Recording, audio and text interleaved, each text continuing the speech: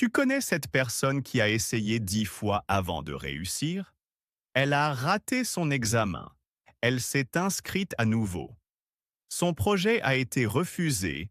Elle l'a retravaillé. On lui dit, c'est trop dur. Elle répond, je n'ai pas fini. Tu te demandes, mais comment elle fait? Elle n'a jamais envie d'abandonner?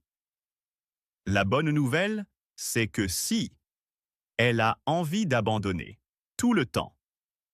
La différence, c'est qu'elle a appris à ne pas écouter cette envie. Aujourd'hui, on va parler de ce moment où tout donne envie de lâcher prise, où tu es fatigué, déçu, découragé. On va voir ensemble comment continuer, pas par magie, par méthode. Georges, je dois avouer quelque chose. J'abandonne souvent. Dès que ça devient difficile, je me dis, ça ne sert à rien. J'ai commencé le sport 3 fois, j'ai arrêté. Un projet perso, je l'ai laissé tomber. Même des petites choses. Un puzzle trop compliqué, je le range. Ma mère me dit, tu ne vas jamais au bout de rien. Ça me rend triste, mais elle n'a pas complètement tort. Est-ce que je peux changer? Est-ce que je peux apprendre à ne pas abandonner? Bien sûr que tu peux. Et c'est une excellente nouvelle. Ne pas abandonner, ce n'est pas un talent. Ce n'est pas quelque chose qu'on a ou qu'on n'a pas à la naissance. C'est une compétence.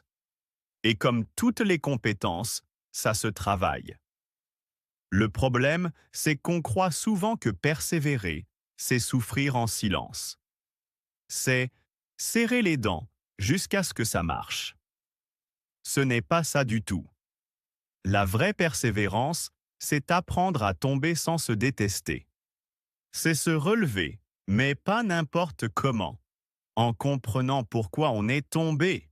Donc, ne pas abandonner ne veut pas dire ne jamais avoir envie d'abandonner? Non, absolument pas. Tout le monde a envie d'abandonner. Les gens qui réussissent sont juste ceux qui ont eu envie d'abandonner, mais qui ont continué quand même. Pas par miracle, parce qu'ils avaient des outils. Pourquoi est-ce que j'ai si vite envie de laisser tomber? Parce que ton cerveau déteste l'incertitude et l'effort prolongé.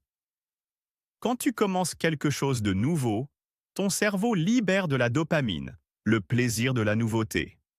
Mais très vite, cette dopamine baisse. Arrive la partie difficile, les erreurs, les progrès invisibles. Ton cerveau te dit « ça ne sert à rien, arrête ». C'est normal. En plus, on vit dans un monde de résultats immédiats. On commande, on reçoit le lendemain. On cherche sur Internet, on a la réponse en une seconde. Alors quand un projet prend des mois, on trouve que c'est anormal. Mais la vérité, c'est que tout ce qui vaut la peine prend du temps. Donc mon problème, c'est que je veux réussir tout de suite et que je panique quand ça ne vient pas? Exactement. On appelle ça la pensée tout ou rien. Soit je réussis parfaitement du premier coup, soit je suis nul et j'arrête. Mais ce n'est pas comme ça que ça fonctionne. Le succès, c'est rarement une ligne droite. C'est plutôt une ligne en dents de scie, avec des hauts, des bas, des paliers, où on n'avance pas, et puis soudain un bond en avant. J'ai besoin d'une image simple pour comprendre. Imagine un bambou. Tu plantes la graine. La première année, rien ne sort de terre. Tu arroses quand même. La deuxième année, rien. La troisième année, rien. La quatrième année, toujours rien. Beaucoup de gens abandonneraient. Ce bambou ne poussera jamais. Mais la cinquième année, le bambou pousse de 25 mètres en 6 semaines. Où était-il pendant ces 4 années? Il construisait ses racines. Un réseau de racines profond et solide, pour pouvoir tenir debout quand il serait grand. Si tu avais abandonné la troisième année, Tu n'aurais jamais vu le bambou. La persévérance, c'est arroser quand on ne voit rien. C'est faire confiance aux racines. Donc quand je n'avance pas, je construis peut-être mes racines? Exactement. Ce que tu ne vois pas, c'est aussi important que ce que tu vois. Les progrès invisibles sont les plus importants. Un musicien qui répète ses gammes pendant des mois, on n'entend pas de progrès chaque jour. Mais un jour, soudain, il joue magnifiquement. Les racines étaient là. J'ai un ami qui a insisté pendant des années sur un projet qui ne marchait pas. Il a perdu beaucoup d'argent. Tout le monde lui disait d'arrêter. Il répondait « Je ne lâche rien ». C'est de la persévérance ou de l'obstination? Très bonne question. L'erreur commune, c'est de croire que ne pas abandonner veut dire faire toujours la même chose, encore et encore, en espérant un miracle.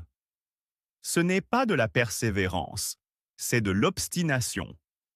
La persévérance intelligente, c'est continuer à avancer vers ton but, mais en changeant de chemin si nécessaire. Le but est fixe. Les méthodes sont flexibles. Si ton ami a perdu beaucoup d'argent sans jamais ajuster sa stratégie, ce n'est pas de la persévérance, c'est de l'entêtement. Donc parfois, abandonner une méthode, ce n'est pas abandonner le but. Exactement. Savoir pivoter, c'est une forme de persévérance. Thomas Edison a essayé des milliers de matériaux avant de trouver la bonne ampoule. Il n'a pas abandonné le but, fabriquer une ampoule. Mais il a abandonné des centaines de méthodes. La différence est énorme. La science dit quelque chose sur le fait de ne pas abandonner? Oui, beaucoup. Il y a un concept en psychologie qui s'appelle la zone de confort. Dedans, tout est facile, connu. Pas de risque, pas de progrès non plus. Juste à l'extérieur, il y a la zone d'apprentissage. Là, tu fais des erreurs, tu es mal à l'aide, tu as envie de fuir. Mais c'est là que tu progresses. La science montre que le cerveau crée de nouvelles connexions justement quand tu fais des erreurs. Chaque erreur, si tu l'acceptes et que tu analyses, renforce ton cerveau. La résilience, cette capacité à rebondir, n'est pas fixe. On peut l'entraîner comme un muscle, Comment on entraîne la résilience? en s'exposant volontairement à des petits échecs. Commencer un puzzle un peu trop difficile. Apprendre 3 mots d'une langue étrangère chaque jour, même si on les oublie. Faire quelque chose qu'on ne maîtrise pas. Et surtout, ne pas fuir l'inconfort, mais l'accueillir en se disant « C'est ici que je grandis ». Chaque petit abandon évité renforce ta capacité à ne pas abandonner sur le grand. Tu as des citations inspirantes? Bien sûr. Winston Churchill a dit une phrase célèbre. Le succès, c'est aller d'échec en échec sans perdre son enthousiasme. Il ne dit pas sans échouer. Il dit sans perdre son enthousiasme. C'est ça, le secret. Thomas Edison, quand on lui a demandé comment il avait fait pour ne pas abandonner après des milliers d'échecs pour inventer l'ampoule, a répondu « Je n'ai pas échoué. J'ai trouvé 10 000 façons qui ne fonctionnent pas. » Il a changé le sens de l'échec. Ce n'est pas une fin. C'est une information précieuse. Et Nelson Mandela a dit « Cela semble toujours impossible jusqu'à ce qu'on le fasse. » Le moment où tu as le plus envie d'abandonner, c'est souvent juste avant que quelque chose ne se débloque. Si tu lâches à ce moment-là, tu ne sauras jamais à quel point tu étais proche. Donne-moi un exemple concret. J'ai essayé d'apprendre le piano. Pendant 2 mois, j'ai joué tous les jours, mais je faisais toujours les mêmes erreurs. Je me suis découragée et j'ai arrêté. Qu'aurais-je dû faire? D'abord, Ne te culpabilise pas. Arrêter le piano ne fait pas de toi un échec. Mais analysons. Tu as arrêté parce que tu ne voyais pas de progrès. C'est normal. Le progrès au piano n'est pas linéaire. Tu peux stagner des semaines, puis soudain progresser d'un coup. Ce qui t'a manqué, ce n'est pas du talent, c'est un système. Quel système? Un professeur ou une méthode qui te donne des étapes très petites. Par exemple, pendant une semaine, je ne travaille qu'une seule mesure. Pas plus. Une mesure, très lentement. Quand elle est parfaite, j'ajoute la suivante. Les gens abandonnent souvent parce qu'ils veulent jouer toute une chanson tout de suite. Mais le succès vient des petites victoires quotidiennes. Une mesure parfaite, c'est une victoire. Une gamme juste, c'est une victoire. Célèbre ces petites victoires. Donc au lieu de regarder la montagne, je regarde le premier caillou? Exactement. Et un caillou après l'autre. Un jour, tu es au sommet sans même t'en rendre compte. Tu peux me donner une méthode pratique, comme une routine quand on veut abandonner? Avec plaisir. La méthode PAS. Chaque lettre est une action. P, pause. Quand tu as envie d'abandonner, ne prends pas de décision tout de suite. Dis-toi, je ne décide rien maintenant. Je vais juste faire une pause de 5 minutes. Bois de l'eau. Respire profondément 3 fois. L'envie d'abandonner est souvent une émotion, pas une décision rationnelle. Attends que l'émotion redescende. A. Ajuste. Demande-toi, est-ce que je veux abandonner le but ou juste cette méthode? Si c'est la méthode qui ne marche pas, change de méthode. Divise ton objectif en petites étapes encore plus petites. Si l'étape est trop grande, réduis-la. Une toute petite action vaut mieux que zéro action. S. Soutien. N'abandonne pas seul. Parle à quelqu'un. Dis, j'ai envie d'abandonner, raconte-moi pourquoi tu as continué toi. La honte d'abandonner s'évapore quand on la partage. L'autre personne te rappellera pourquoi tu as commencé. Pause, ajuste, soutienne. Je peux utiliser ça tout de suite. Oui. Et n'oublie pas, l'important, ce n'est pas de ne jamais avoir envie d'abandonner. C'est d'avoir une méthode pour quand cette envie arrive. Elle arrivera. Mais toi, tu seras prêt. Comment faire au travail, dans un projet perso ou même dans une relation?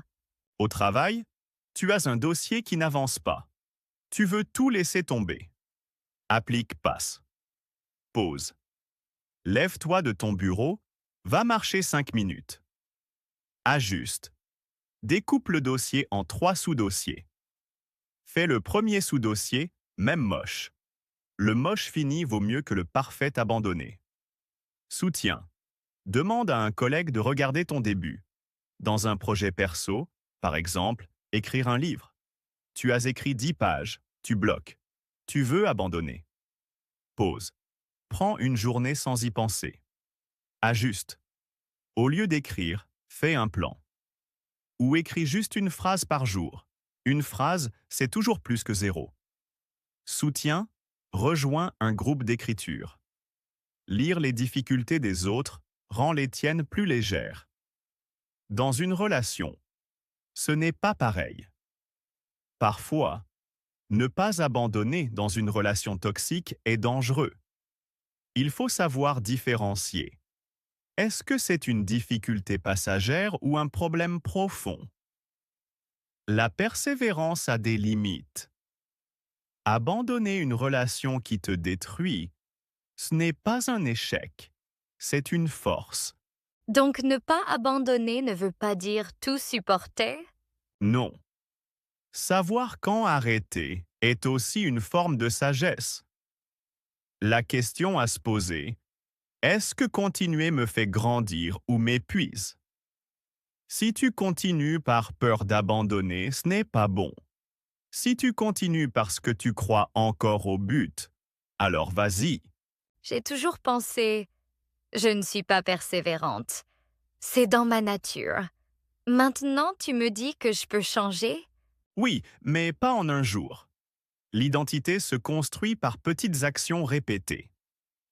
Aujourd'hui, au lieu d'abandonner ton puzzle, tu le ranges et tu reviens demain. Ce n'est pas une victoire immense, mais c'est une preuve.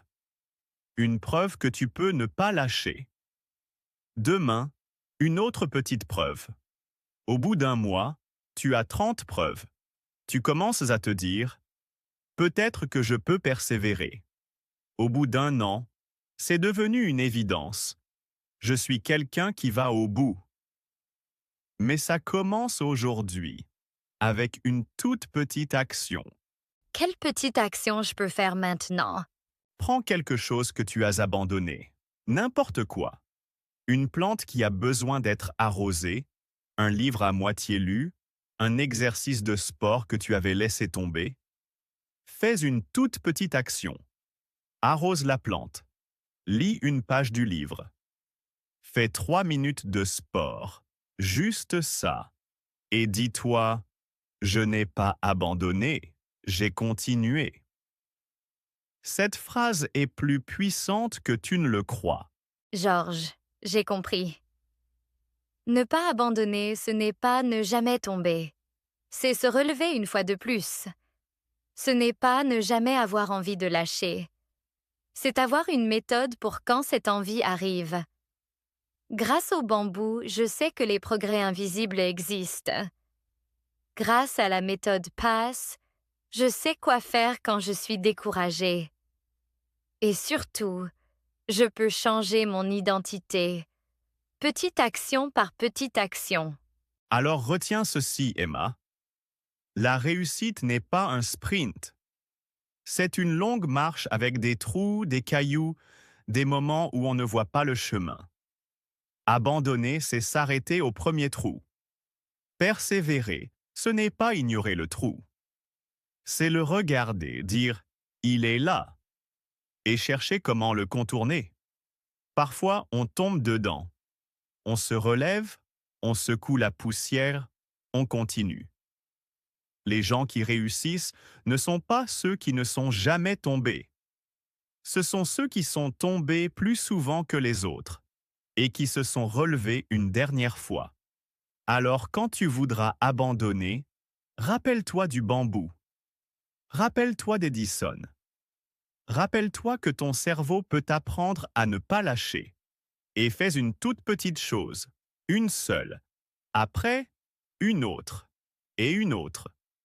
Jusqu'à ce que ne pas abandonner devienne une habitude. Jusqu'à ce que tu deviennes cette personne que les autres regardent en se demandant comment elle fait. Tu sauras comment. Petite action par petite action. Ce soir, je reprends mon puzzle. Juste une pièce. Une seule. Demain, une autre. Je ne le rangerai pas. Et si quelqu'un me dit « tu vas y arriver », je répondrai « je ne sais pas, mais je continue ». Fais ça. Et n'oublie pas, chaque fois que tu ne lâches pas, tu deviens un peu plus fort pour la prochaine fois.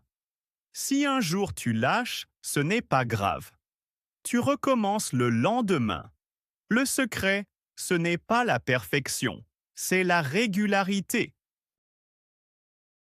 Et c'est tout pour l'épisode d'aujourd'hui.